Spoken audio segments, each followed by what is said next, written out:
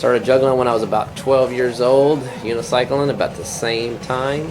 For the past 3 decades, TJ Howell has entertained audiences at countless venues like this Shrine Circus near Boston, produced by Royal Hannaford Circus. And I'm doing the unicycle routine with my wife Gail, and then Gail is also doing her hula hoop routine. TJ is not the only juggler or unicyclist competing for the spotlight, as this 3-ring display of unicycles makes quite obvious. And like many other performers, Howell does not thrive by his basic performing skills alone.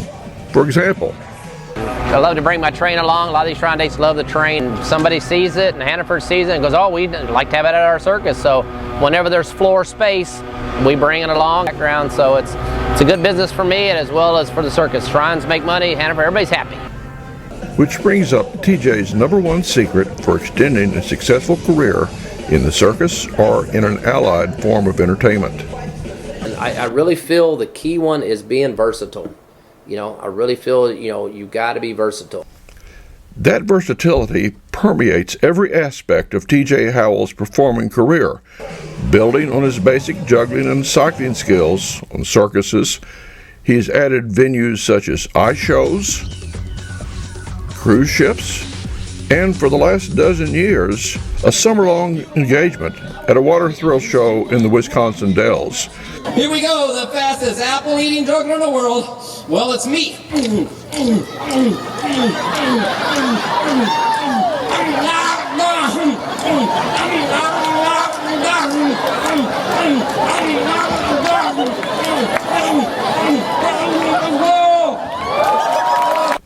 Above all, TJ learned the value of money and the importance of saving it by assisting his family with concessions on a mud show in the 1970s.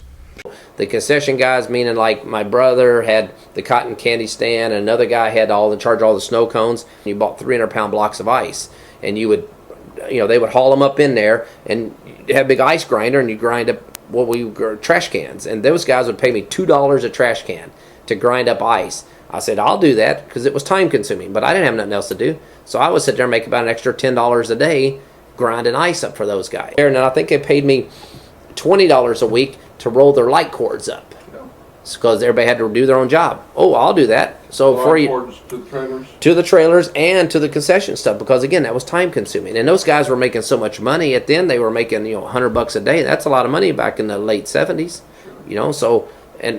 So after the end of the week, I was easy making $300 a week.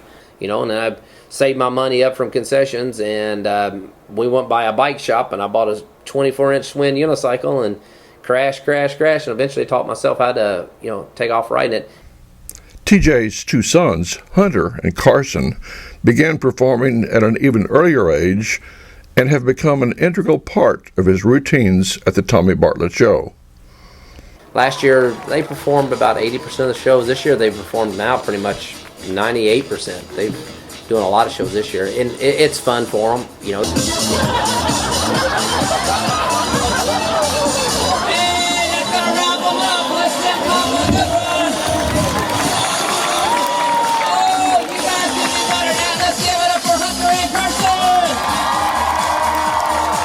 Even with a summertime gig and a series of Shrine Circus appearances, TJ and his wife, Gail, still must hustle to fill empty gaps in his year-round trekking. Using Baraboo, Wisconsin as his home base, Howell travels far and wide. Every time we go home, it's interesting, because we park the truck and the trailer, and they're like, okay, we got to look on my list of what's next. Because it might be a train, it might be a sports show, it might be a cruise ship. It could be, I book all over. I always called being the most versatile entertainer, and that's what I do, Reporting from the Aleppo Shrine Circus in Wilmington, Massachusetts, and the Tommy Bartlett Show in the Wisconsin Dells, I'm Lane Talburt. See you down the road.